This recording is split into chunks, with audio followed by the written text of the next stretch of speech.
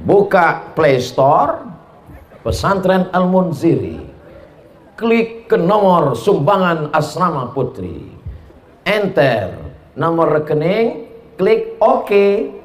Begitu diklik, menangislah ibu tadi.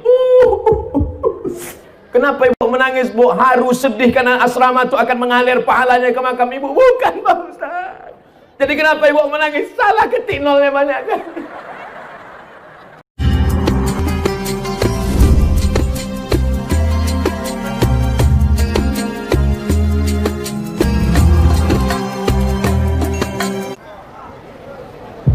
Assalamualaikum warahmatullahi wabarakatuh. Petang hari matahari tenggelam nampaklah bulan. Dari sambutan salam nampaknya macam belum makan.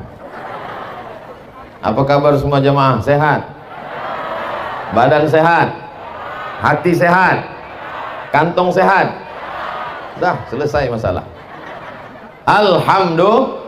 Alhamdulillahi rabbil alamin, wassalatu wassalamu ala ashrafil khalqi ajma'in, sayyidina wa maulana Muhammadin wa ala alihi wa sahbihi wa man da'a bida'watihi wa istanna bi sunnatihi ila yaumi liqa'i rabbih wa ba'du. Udah selesai fotonya. Mengapalah Ustadz tegak berdiri di sini? Banyak alasannya. Biar mudah turun dekat tangga. Kalau saya tegak di sana, ada Ustadz Zulfikar Hajar, kakak kelas kami senior atas jauh waktu di Mesir. Kalau saya tegak di tengah, ada pula Kiai Haji Al-Mukarram Al-Ustadz Muhammad Ja'far Shaghir, Direktur Mudir Ma'had Pesantren Al-Munziri. Kalau saya tegak di sini, ada pula guru saya tahun 1990. Saya mengaji 30 tahun yang lalu, berulang alik dari Sungai Sekambing ke Mabar, ke rumah Ustadz Fadlan Zainuddin yang mengaji tadi. Maka saya carilah tempat yang saya membelakangi panitia. Ini semua mesti dijelaskan nih sekarang, karena memang kita ini sedang dipantau. Jangan sampai ada fitnah di antara kita, jangan sampai ada dusta di antara kita. Tujuan kita berkumpul ini insya Allah niatnya baik, maka yang turun juga rahmat Allah baik-baik insya Allah. Amin. Tak ada niat tak baik, betul? Di depan kita ada asrama putri. Saya tidak pernah diminta untuk meletakkan batu pertama, karena banyak yang saya letakkan batu pertama sekaligus batu terakhir, dan jamaah tahu itu. Maka saya selalu diminta untuk menandatangani prasasti peresmian. Tadi saya diminta pagi, tanda tangan prasasti peresmian rumah Quran. Udah selesai foto-foto, saya tengok di jalan fotonya, tanggal 20 Maret 2020. Loh, kenapa baru tadi ditandatangani? Undangannya udah lama, sekarang Ustadz baru bisa datang gara-gara Covid. Jadi Maret kemarin jadwalnya, saya tak bisa datang karena Covid. Akhirnya ditunggu-tunggu Covid ini tak pulang dia ke Wuhan. Saya datang, belaga kami sama Covid itu. Bapak Ibu yang dimuliakan Allah Subhanahu wa ta'ala, kullu mri'in tahta zilli sadaqatihi. Nanti kita di akhirat bangkit dari kubur, idza samaa'u fatarat, langit terbelah, wa idzal kawakibu tasarat, planet bertabrakan, wa idzal biharu fujirat, lautan diledakkan, wa idzal quburu bu'zirat, semua yang dikubur bangkit tegak berdiri di padang mahsyar. Alimat nafsum ma qaddamat wa akharat. Hari itu orang baru sadar apa yang sudah dibuatnya menjadi amal menghadap Allah Subhanahu wa ta'ala. Tak ada tempat bernaung di padang mahsyar, karena tukang tenda pun tak mati bawa tenda. Hai tukang-tukang tenda, jangan kalian sombong. Kalian pikir kalian mati bawa tenda? Ibu-ibu tak ada satupun yang mati membawa payung. Walaupun kemana-mana setiap undangan bawa payung. Ada ibu-ibu pernah lihat orang mati bawa payung? Tak ada. Lalu di mana kita bernaung di akhirat nanti? Tenda tak ada, ada masjid. Wa takunul jibalu kal ihnil, bukan mampus, maufush. Hebatnya Al-Quran, maknanya dengan penyebutan hurufnya sama. Ketika disebutkan huruf nun dengan fa, mau berterbangan macam bulu kambing ditiup angin. Ambil bulu kambing, letakkan ke tapak tangan, tiupkan. Mau berterbangan bulu kambing dihembus angin. Kalau tak dapat bulu kambing, bulu ketiak.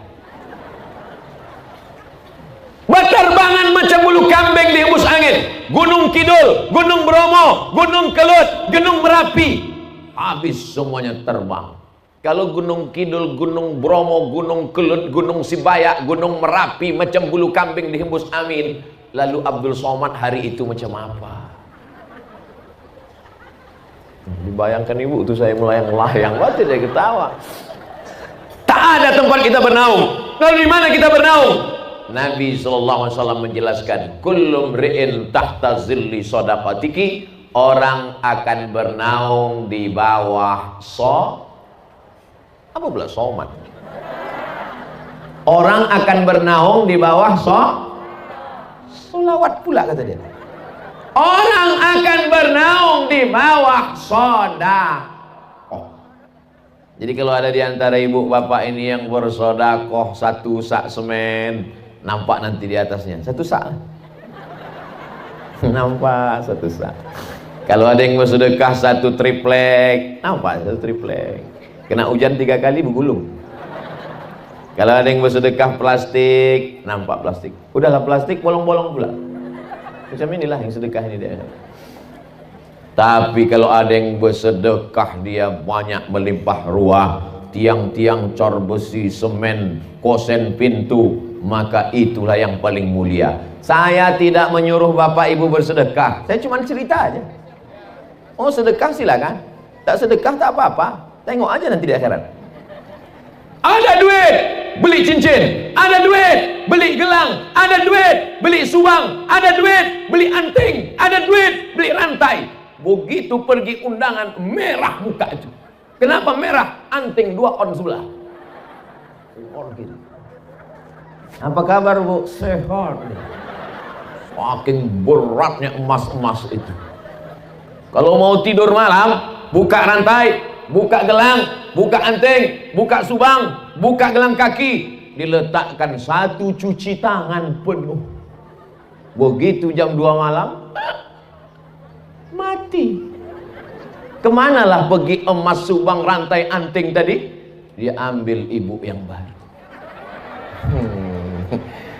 Sekarang iyalah ketawa. Waktu dengar ceramah saya ini ketawa. Pas pulang nanti di jalan, betul juga kata Ustaz. Betul juga kata saya. Bukan mau merusak kemesraan ibu sama bapak, enggak. Jangan gara-gara cerita saya ini nanti sore maghrib bapak tuh minta, Adinda, mana teh manis abang? Buat aja sendiri. Patutlah mata kau tajam menengok cincin gelangku selama ini ya. Sudah diceritakan Ustaz Somad niat burukmu. Enggak. Niat baik bapak-bapak. Menikah itu sunnah ibadah. Iya kan bu? Tidak katanya. Bapak Ibu yang dimuliakan Allah Subhanahu wa taala, tempat kita bernaung tak lain tak bukan adalah sedekah. Ada yang tenggelam karena keringatnya sampai mata kaki, ada yang tenggelam sampai ke lutut, ada yang tenggelam sampai ke pinggang, ada yang tenggelam sampai ke dada, ada yang tenggelam sampai ke leher, ada yang tenggelam sampai ke kepala, menghadap mereka kepada Nabi Adam alaihissalam. Wahai Adam, kami tak tahan menunggu di padang mahsyar, panas, tolonglah menghadap kepada Allah supaya diputuskan pengadilan ini. Aku tak sanggup, kata Adam. Tolonglah Adam. Kata Adam, aku tak sanggup. Kenapa Adam? Dulu Allah melarang aku makan buah kuldi. La taqraba hadhihi syajarah. Jangan kau dekati pokok ini. Allah melarang aku mendekati pokok kuldi. Bukan ku dekati, ku makan buahnya. Malu aku menghadap Allah. Minta mereka menghadap Adam. Adam tak sanggup menghadap Allah. Datang mereka menghadap Nuh. Wahai Nabi Nuh, tolonglah menghadap kepada Allah. Kata Nabi Nuh, anak kandungku ku ajak naik sampan. Ya bunayya rkam ma'ana. Wahai anakku, buah hati belayang jiwa, marilah naik ke sampan ayah nak. Apa jawab? Kan'an nama anaknya. Ada anak ibu nama Kan'an? Kalau ada ganti Abdul Somad. Apa jawab Kan'an? Sa'awi yasimuni minal ma. Aku akan naik ke atas bukit yang bisa menyelamatkan aku dari air banjir bandang. Banjir 40 hari 40 malam. Disangkanya macam banjir Sungai Deli. Tenggelam semua alam semesta. Naik air ke atas bukit. Tenggelamlah Kan'an, anak durhaka, anak Nabi Nuh alaihissalam. Tak sanggup aku menghadap Allah. Datang mereka menghadap kepada Nabi Musa alaihissalam. Kata Nabi Musa, aku tak sanggup menghadap Allah, karena ketika aku naik ke atas bukit Tursina menerima wahyu, umatku Bani Israel menyembah patung sapi yang berlobang lehernya, masuk angin kencang. Dibuat patung sapi, berlobang lehernya, masuk angin kencang, berbunyi sapi itu.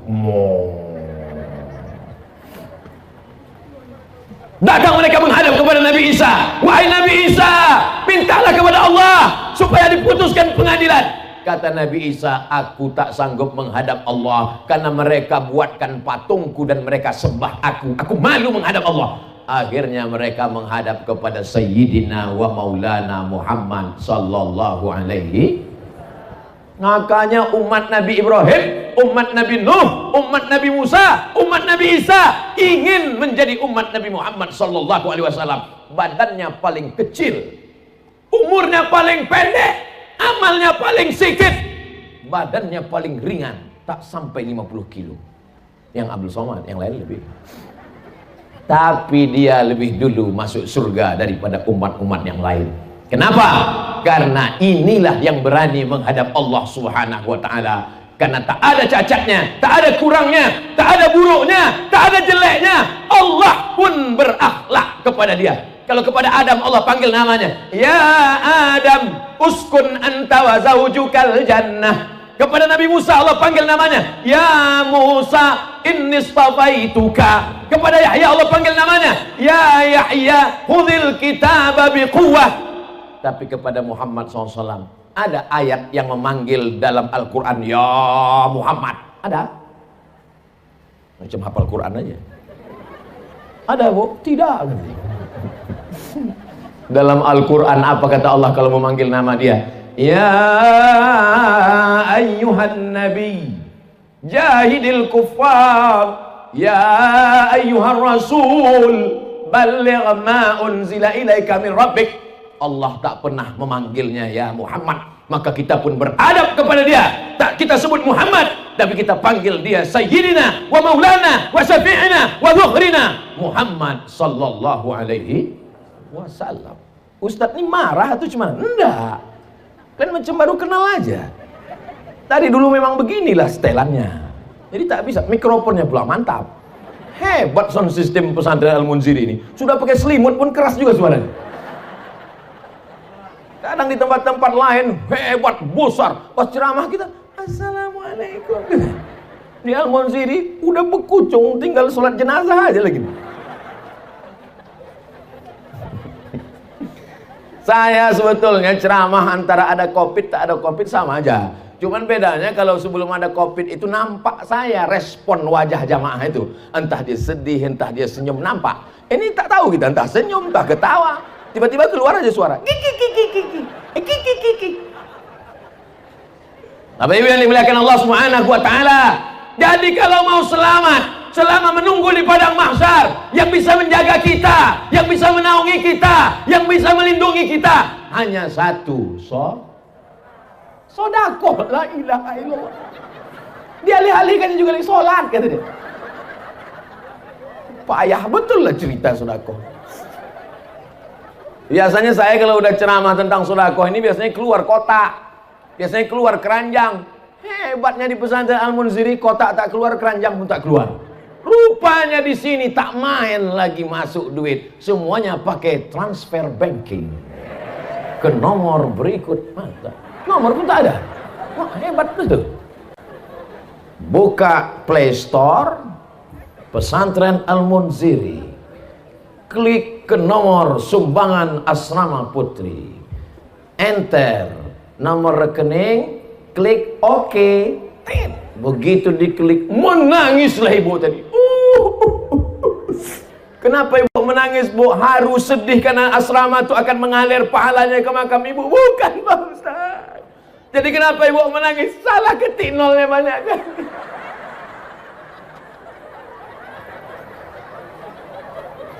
Bapak Ibu yang dimuliakan Allah Subhanahu wa taala, kalau kau ketik 1 juta, ada uangmu di sana 100 juta, yang kau sedekahkan 1 juta, mati engkau. Yang kau bawa mati yang 100 juta, apa yang 1 juta? Tak jelas pangkalnya, juta. Entah mana, ulang sekali lagi.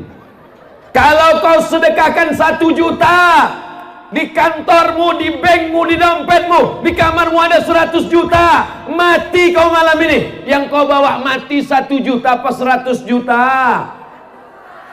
1 juta. Masukkan 1 juta.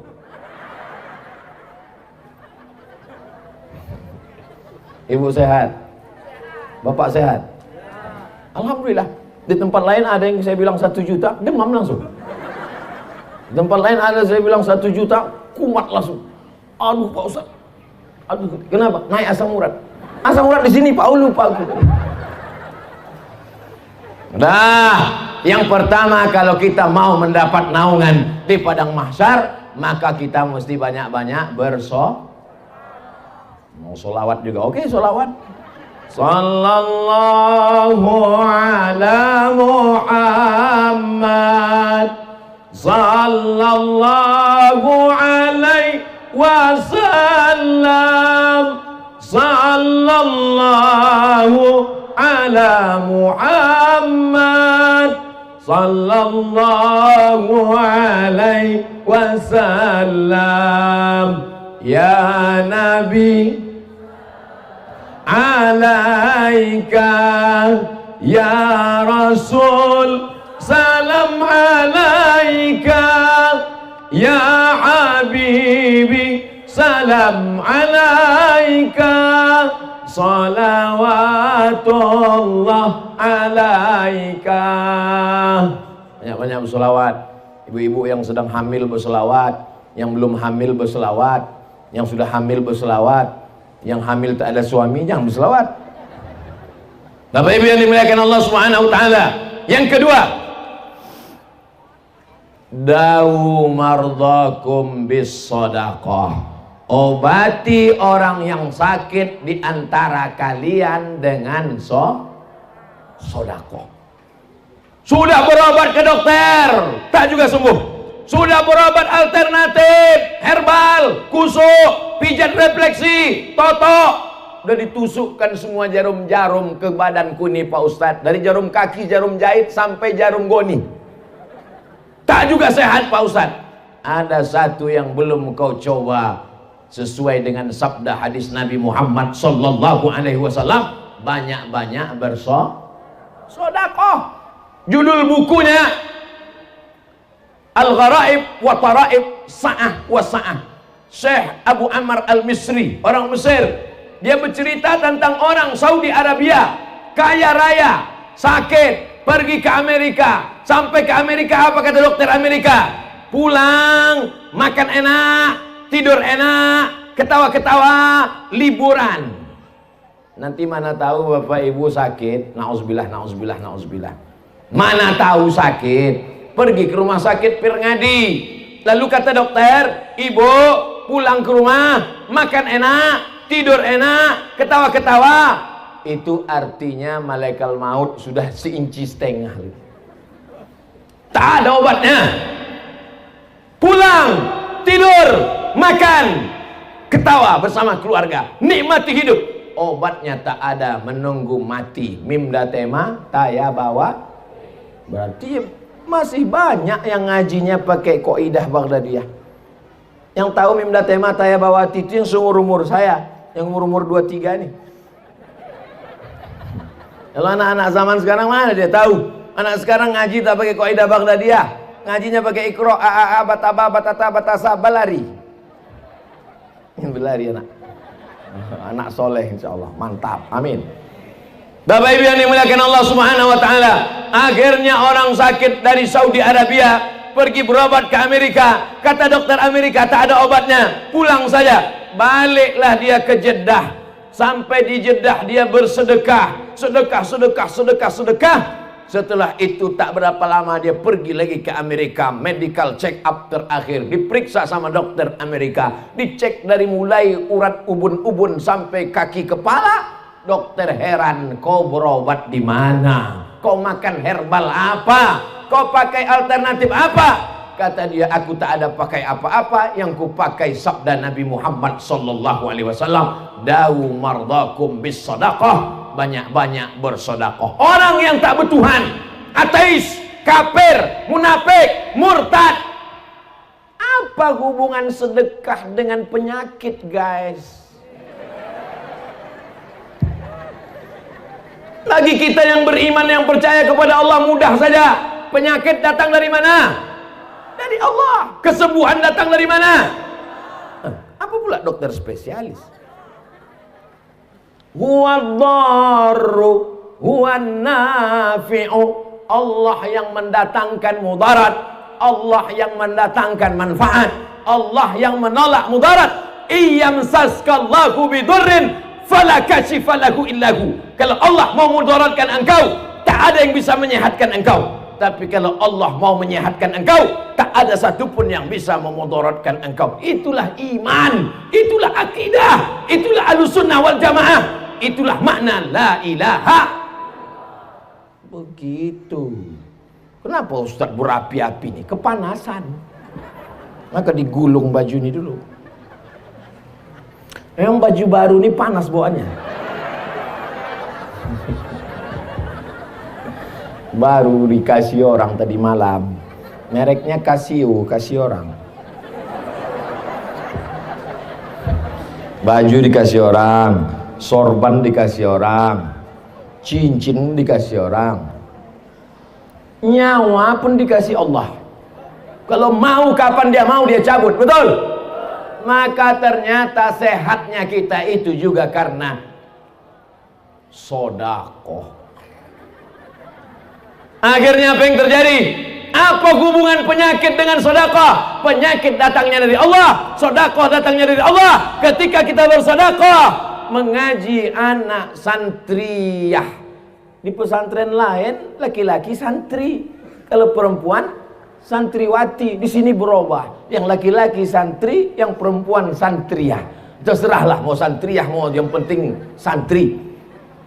Mengajilah mereka tengah malam. Bismillahirrahmanirrahim. Yasin wal Qur'anil Hakim. Turun rahmat malaikat yang membelikan keramik, yang membelikan batu bata, yang membelikan semen, yang membelikan seng, yang memasangkan atap, kosen, pintu, jendela, AC, kipas angin. Maka pada saat rahmat Allah turun, penyakit-penyakit itu pun hilang. Innama amruhu idza arada syai'an ayyakula lahu kun fayakun. Dawu mardakum bisadaqah. Obati orang yang sakit di antara kalian dengan sedekah. Setelah selesai ceramah, datanglah ibu-ibu. Ustadz Somad, ya Bu, saya sudah diponis dokter kena penyakit sebesar duit logam 100 perak di dalam perut saya. Namanya kista, bukan merek mobil. Kista. Apa kata dokter? Ini kami sudah cek ada kista di dalam rahim. Gimana obatnya dokter? Mesti dioperasi. Efeknya apa? Kalau kistanya dibuang sama rahim-rahimnya dicopot, maka ibu tak bisa hamil lagi. Mendengar ibu tak bisa hamil lagi, mau nangis ibu tuh habis tisu setengah kotak. Mendengar ibu tak bisa hamil lagi, bapak tuh tersenyum.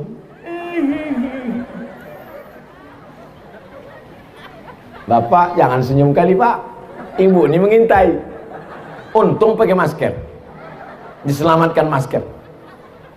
Akhirnya ibu ini tahu tentang hadis Nabi, dawu mardakum bisadaqah. Obati orang yang sakit dengan sedekah. Dia pun bersedekah, diundangnya anak yatim, pergi dia ke panti jompo, datang dia ke panti asuhan, pergi dia ke pesantren, dibayarkannya uang anak sekolah du'afa yang tak sanggup, ditengoknya pembebasan tanah. Berapa harga tanah? 500.000. Saya 10 meter. Berapa saya yang kurang? Ditambahnya. Setelah itu cek lagi ke rumah sakit, dokter tuh heran. Ibu makan apa? Makan nasi, pakai ayam penyet, ayam patah, ayam sungsang, ayam mati, ayam hutan, ayam pop. Apa masalahnya? Rupanya kista yang sebesar duit logam itu mengkerut, mengecil, hilang. Jadi gimana dok? Tidak jadi operasi karena kistanya sudah hilang. Selamat, ibu tak jadi operasi dan bisa hamil lagi. Ibu tuh tersenyum, bapak tuh pula menangis.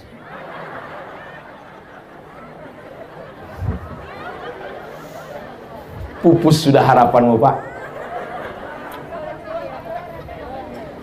Bukan main senangnya ibu-ibu ini ku tengok.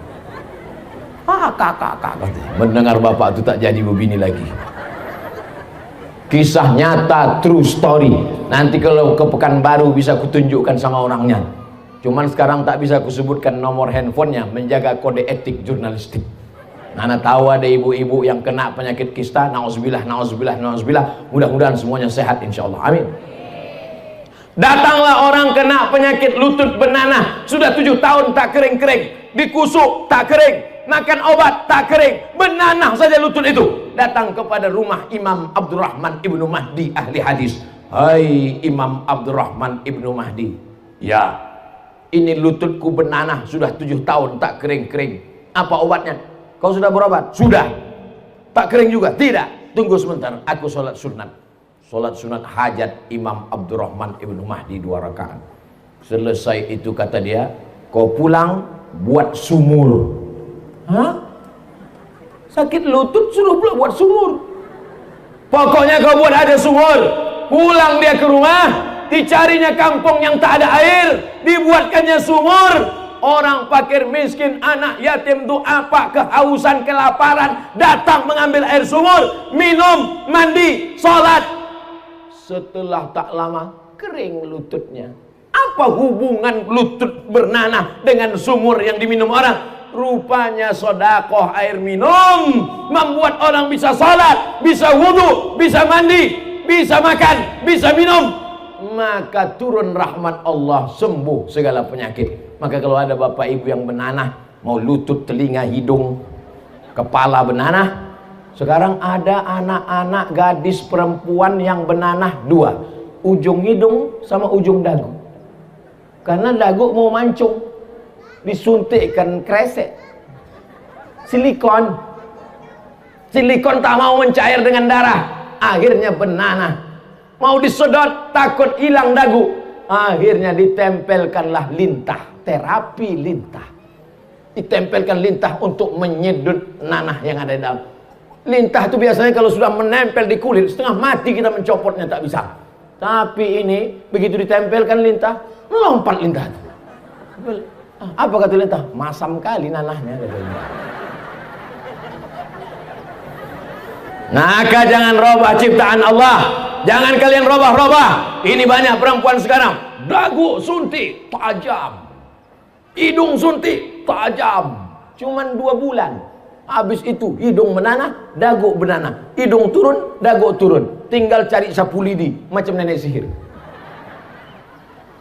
Akhirnya apa yang terjadi? Sembuh kering lututnya karena sedekah air minum. Jadi kalau ada jamaah ini mau bersedekah air minum, jangan sebotol 2 botol. Datang ke pesantren Al-Munziri, temui Kiai Haji Al-Ustadz Haji Muhammad Ja'far Shagir, tanya berapa sumur bor yang perlu dibangun tak kering-kering, hidupkan sampai hari kiamat tak kering-kering, mengalirlah pahalanya. Boleh saya niatkan untuk almarhumah omak saya Pak Ustadz? Mantap. Datang sahabat Nabi bertanya, ya Rasulullah, ya ummi matat, emakku mati. Nyala kasar kali Ustaz, meninggal. Terlalu lembut Pak Ustaz, maninan. Ummi matat, emakku meninggal. Apa atasaddaqu anha? Kalau aku bersedekah, apakah sampai pahalanya untuk dia? Kata Nabi, tasaddaq, bersedekahlah engkau, pahalanya sampai untuk dia.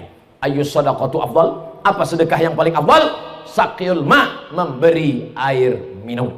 Maka bersedekahlah sumur bor. Saya mohon maaf Pak Kiai, saya tak tanya ini santrinya berapa, kamar mandinya berapa. Tapi saya pernah ceramah di salah satu daerah, santrinya 1000, kamar mandinya 10. Bayangkan itu, perang yang paling sulit. Ngantri panjang. Kemana mau diletupkan bom atom ini? Belum sempat kami cerita panjang lebar sama Pak Kiai tadi. Mestinya kita ukur standar kamar mandi berapa, sumur bornya berapa, layak apa tak layak. Itulah yang akan menolong kita di hadapan Allah Subhanahu wa Ta'ala. Betul apa salah? Saya tak ada maksa Bapak Ibu. Kalau salah katakan salah. Saya sudah siap mau pulang ke rumah. Bapak Ibu yang dimuliakan Allah Subhanahu wa Ta'ala, yang pertama, sedekah menjadi atap naungan di akhirat. Yang kedua, kalau mau sehat walafiat, bebas dari segala macam penyakit, banyak-banyak bersolat. Saya ditanya sama jamaah, Ustadz Somad, kemarin kami tengok di Facebook di Aceh, lalu kemudian ke Medan, lalu kemudian ke Palembang, lalu kemudian ke Jakarta, lalu kemudian ke Makassar. Kenapa Ustadz sehat terus Pak Ustadz? Apa yang Ustadz minum? Teh manis. Makanannya nasi lemak. Tak ada tambahan suplemen-suplemen. Nggak ada, Beb. Jadi kenapa Ustadz sehat? Sehat saya karena didoakan jamaah. Berjuta-juta jamaah yang mendoakan saya. Di Instagram aja 4, berapa itu sekarang. Belum lagi di Facebook. Sebentar ya, aku cek dulu. Tak enak pula kalau agak-agak data nih tak valid kan. Sabar kalian nunggu kan. Caranya buka YouTube, habis itu cari Ustadz Abdul Somad Official. Udah? Nah, sesudah dapat baru buka subscribe dulu. Nah, sudah itu baru cari tentang. Nah, di ujung tuh tentang. Nah, sudah tentang baru tengok. Channel ini dibuka tahun 2019, sudah ditonton sebanyak 75 juta orang. 75 juta orang ini tidak semuanya suka, banyak juga setan-setan yang tangannya begini tuh, yang tangannya begini. Anggaplah setan sama hantu sama jin nyiblorong sundel bolong itu 5 juta. Tapi kan masih kalah juga kita sama 70 juta. 70 juta yang menonton saya. Bayangkan itu. Kira-kira 70 juta itu kalau ikut pilpres menang apa kalah? Tapi kalian nggak perlu khawatir, aku tetap jadi ustadz sampai hari kiamat. Jangan takut kalian. Kemana ceritanya tadi? Mundur balik ke belakang. Bahwa kita didoakan orang. Makanya saya kalau kemana-mana jumpa saya, doakan saya makcik. Aku mau berfoto dekat Ustadz Somad. Yang boleh berfoto dekat aku ini 2 mak. Yang pertama anak-anak, yang kedua nenek-nenek. Kenapa begitu? Karena kalau anak-anak yang masih muda-muda nanti dikatakan orang istri simpanan saya. Didoakan oma-oma itulah saya. Ustadz Somad ini sehatkan. Apalagi orang-orang di pesantren Al-Munziri ini. 2 bulan yang lalu jumpa saya sama Pak Kiai di Pekanbaru. Maka sejak itu setiap maghrib mereka mendoakan, saya akan Ustadz Somad, saya akan Ustadz Somad, saya akan Ustadz Somad sampai tanggal 5 ya Allah. Setelah itu mau kena COVID, mau mati, mampus sudah di situ.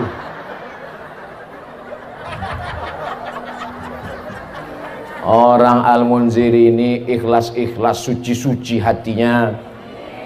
Doakannya Ustaz Abdul Somad, alhamdulillah sehat walafiat. Kalau tiba-tiba nanti sakit, sakit bukan laknat, sakit bukan kutukan. Ma yusibul mu'min min nasabin wala wasabin wala saqamin wala syaukin. Demam, sakit, sampai duri yang menusuk tapak kaki. Sesungguhnya Allah ingin menghapuskan silap, salah dan dosa-dosa kita. Makanya kalau ada tetangga, kawan, sahabat kita sakit, si Anu kemana? Sakit. Mudah-mudahan diampunkan Allah dosanya ya. Begitu. Si Anu kemana? Sakit. Mampus di situ. Astaghfirullah. Astaghfirullah. Rabbal baraya. Astaghfirullah minal khataya. Rabbi zidni ilman nafi'a. wawafiqni amalan salihah. Saya sesungguhnya saya ceramah ini agak kurang konsentrasi saya. Seringkali apa yang mau saya sampaikan itu lupa saya bahan. Karena asal tertengok saya ke sana kantin. Asal kantin, terbayang saya bakwan, nasi. Saya memang tak bisa saya kalau ada makan. Tapi saya tetap berusaha untuk fokus. Bahwa yang pertama yang menolong kita di padang mahsyar, yang menjadi atap pelindung kita supaya selamat dari padang mahsyar adalah sedekah. Yang kedua, yang sakit berobat, berusaha, berikhtiar dengan sedekah. Yang ketiga, sampai berapa nih Pak Ustadz? Biasanya saya ceramah itu saya tengok jamaah. Kalau udah nampak saya ada 2-3 orang menguap, berhenti saya. Cuman sejak Covid ini tak tahu kita dia entah menguap entah tidak. Tak nampak. Mana nampak? Nampak, entah menguap, entah senyum, entah apa. Matanya begini-gini.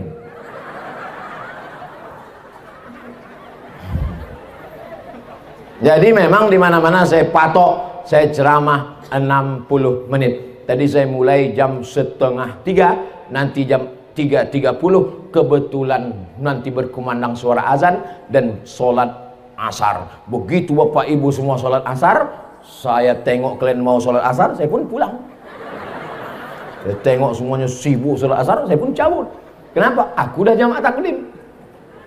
Saya udah jamaah takdim tadi duluan. Jadi jangan nanti pas saya pulang, oh Ustadz itu yang kalian ikut itu, ceramah aja mantap, sembahyang pun tidak. Banyak orang sedang mengintai-ngintai kesalahan kita sekarang, betul? Yang tak betul jangan bilang betul, bilanglah tidak. Yang ketiga, shadaqatu sirri tadfa'u mitatassu. Sedekah menolak mati su'ul khatimah. Kemarin tetangga kita yang ikut-ikut 17 Agustus manjat pinang itu mana dia? Pak RW, mati kita Pak RW. Meninggal kenapa? Sakau. Syanu meninggal kenapa? Pas main gaple, kelepak mati. Syanu meninggal kenapa? Pas nyanyi dangdut. Jatuh bangun aku, kelepak mati. Kalau mau selamat supaya mati husnul khatimah, kita diajarkan tuan-tuan guru berdoa, Allahumma khtim lana bi husnin wala takhtim alaina bi su'il khatimah. Tapi jangan lupa, ini yang ketiga, sedekah menyelamatkan orang dari mati su'ul khatimah. Amal banyak, sholat sunat banyak, pengajian banyak, jilbabnya panjang, sedekahnya banyak. Tapi ternyata kalau riya, kalau angkuh, kalau sombong, tak selamat dari mati su'ul khatimah. Apa yang bisa menyelamatkan dari su'ul khatimah? Kata Nabi, shadaqatus sirri tadfa'u mitatasu'i. Banyak-banyak bersedekah diam-diam, maka itu akan menyelamatkan dari mati su'ul khatimah. Anak muda meninggal di samping Ka'bah, di belakang makam Ibrahim, dalam keadaan pakaian ihram, di dalam Masjidil Haram, di sujud terakhir, dalam keadaan berwudu, di dalam sholat. Tak ada mati yang lebih indah daripada mati dalam Masjidil Haram, di belakang makam Ibrahim, dalam keadaan berwudu, dalam sholat, sedang pakaian ihram, di sujud terakhir. Indah. Anak muda, bukan alim ulama. Selesai dia dibawa ke keluarganya, datanglah orang bertanya kepada emaknya, anak ibu ini bu? Iya.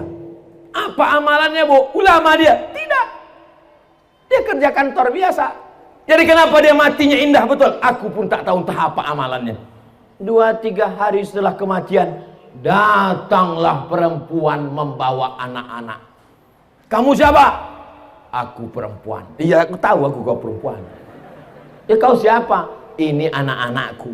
Terus anak ibu ini setiap awal bulan datang ke rumah kami, diam-diam membawa gajinya, dikasihnya sepertiga gajinya untuk anak yatim.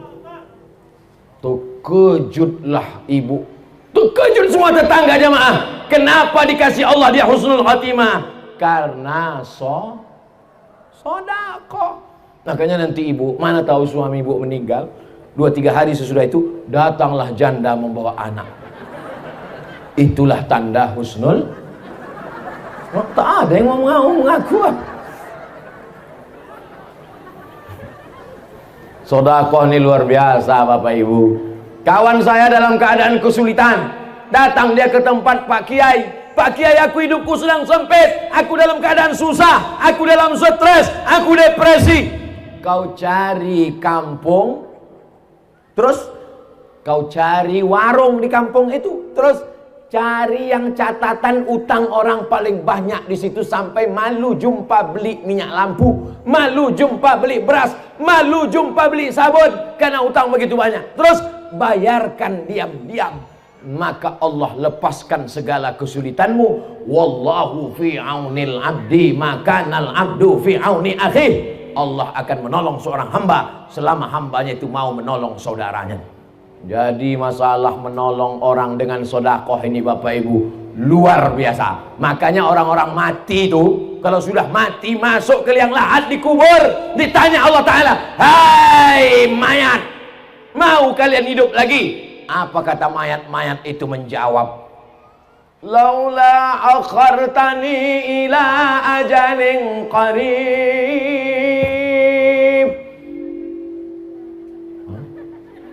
Macam film hantu, ada suara soundtracknya.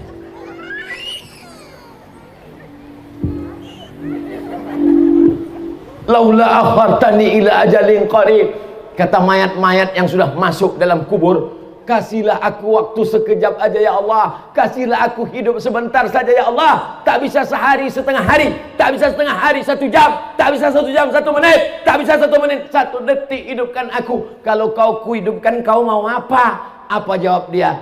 Fa'asaddaqa. Kalau aku hidup sekejap, aku mau bersodaqah.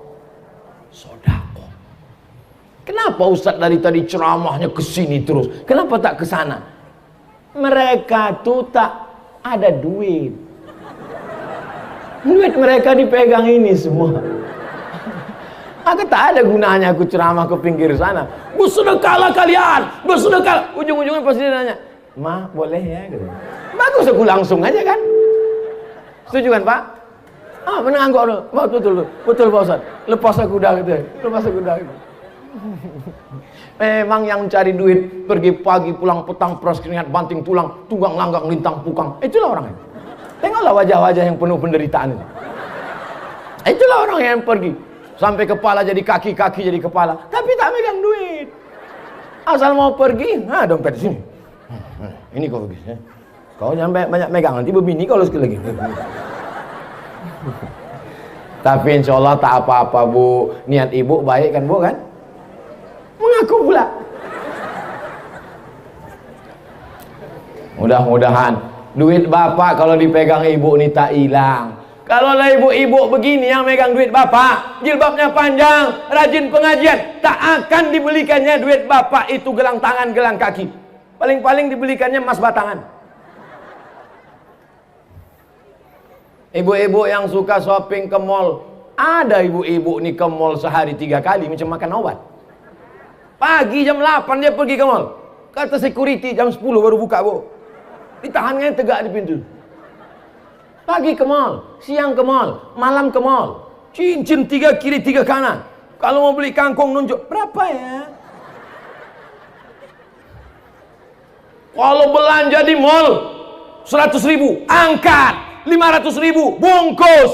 Tapi kalau belanja ke pasar, menawarnya mencekik. Berapa ikan ini setumpuk? 15.000, 2.500 ya?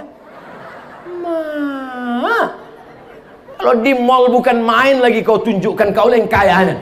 Sampai duit-duit itu bersisa waktu bayar. Bu, ini ibu masih ada sisa uang lagi 10.000. Boleh kami donasikan?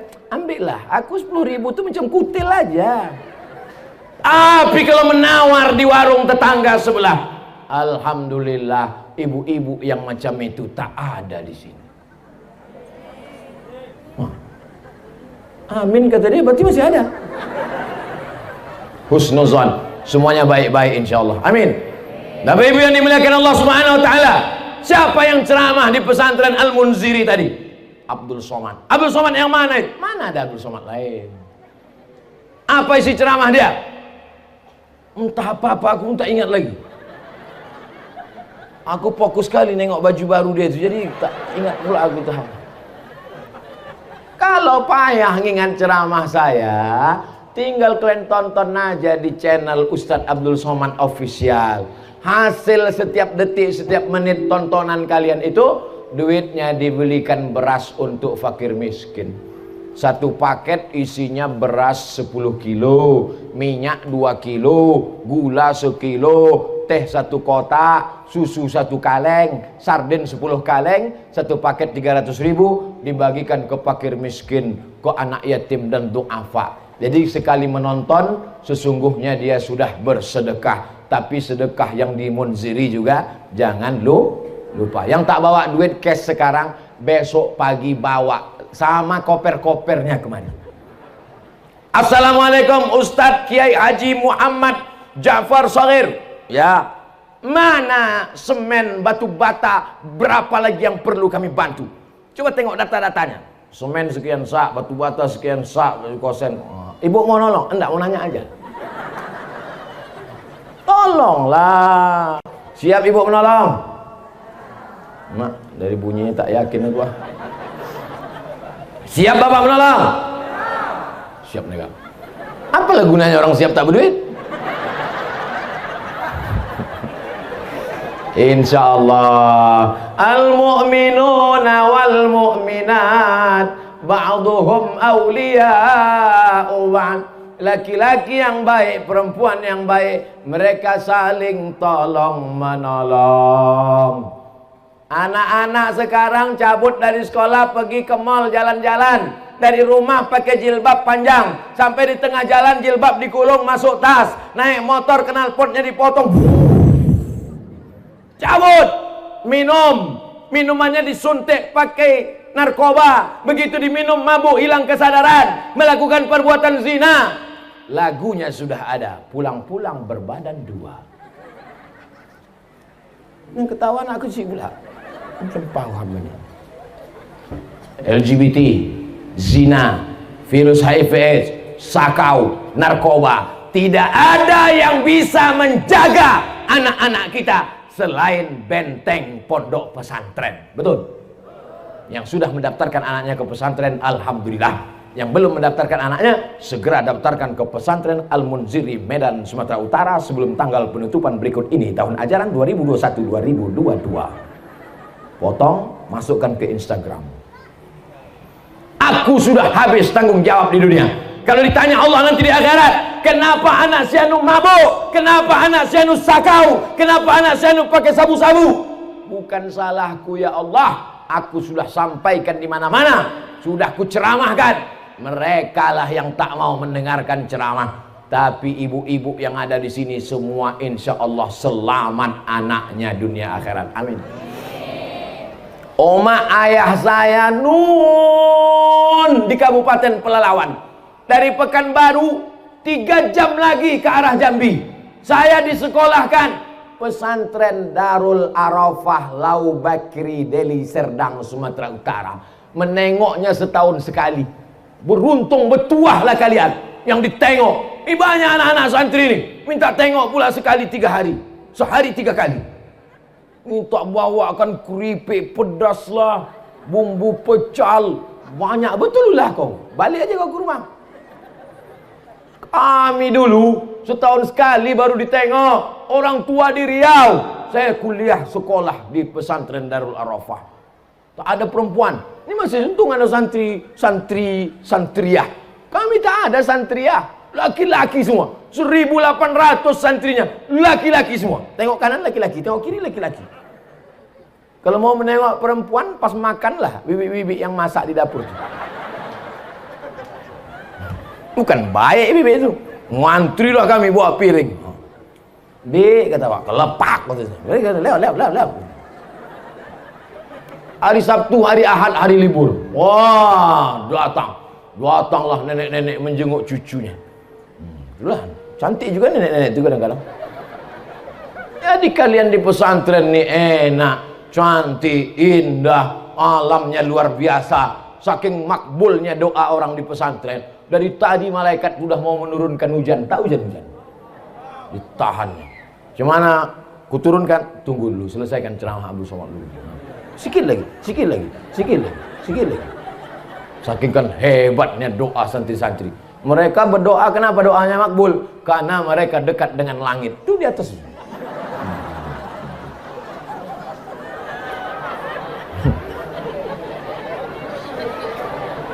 Ustaz Somad jam 12 malam menelpon mak-mak. Ibu kenapa? Diganggu jin.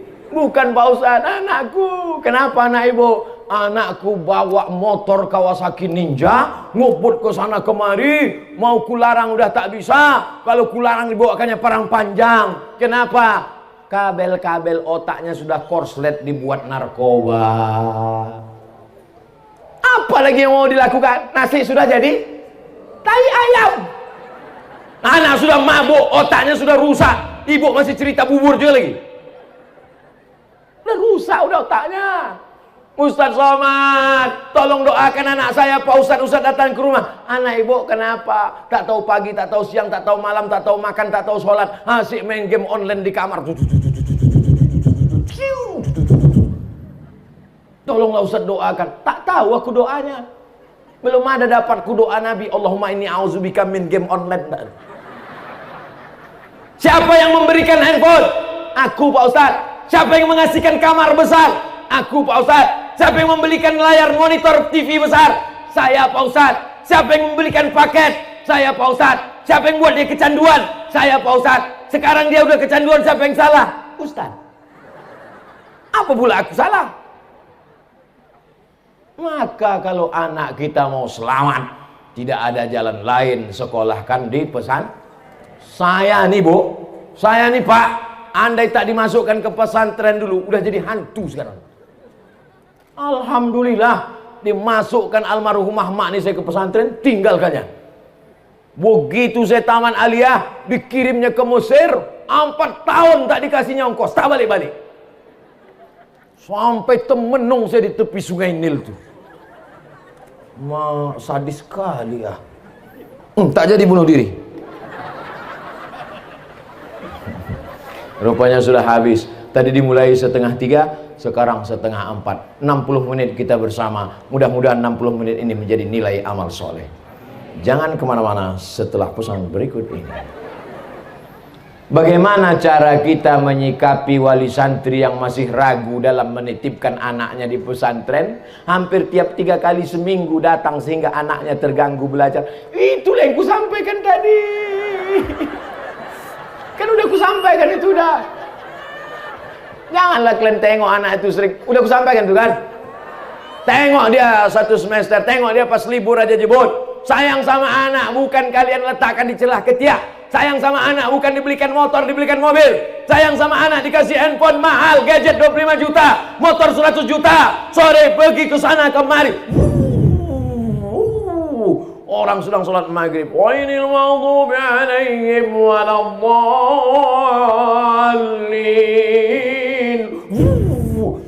Ada yang di belakang keceplosan, mampus gitu. Tiang listrik mati. Sayang sama anak, tinggalkan di pesantren.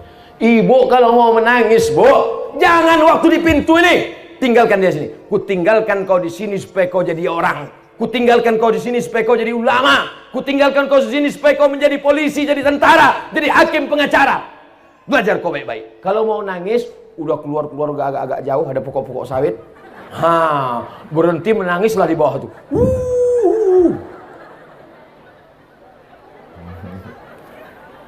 Iyalah, Ustadz ditinggalkan di pesantren, mungkin Ustadz adik-beradik ramai 12 orang, do re mi fa sol la si do re sol fa mi re do. Anak pertama paling disayang. Adik-beradik cuma 2 orang. Bukan anak dibuang dicampak kan ini. Ini bukan bin kardus. Anak kesayangan. Tapi orang tua saya punya prinsip, kau mesti jadi orang, kau mesti sekolah. Maka saya yakin dan percaya ibu-ibu yang selama ini menangis pulang sampai menangis biji matanya sebesar telur angsa. Oh, nangislah ibu tuh. Oh, kenapa bu? Aku tadi ke pesantren kasurnya tipis. 2 minggu yang lalu ku tengok anakku Pak Ustadz tipis kasurnya. Terus kemarin ku tengok yang tipis itu pun hilang pula.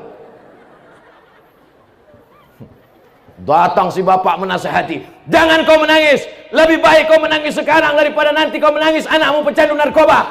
Kuatkan semangatmu. Ngamuk pula ibu tuh, enak aja kau marah. Aku yang mengandung dia 9 bulan 10 hari, aku yang menyusukan dia 2 tahun, kau kan cuma datang sekali-sekali aja.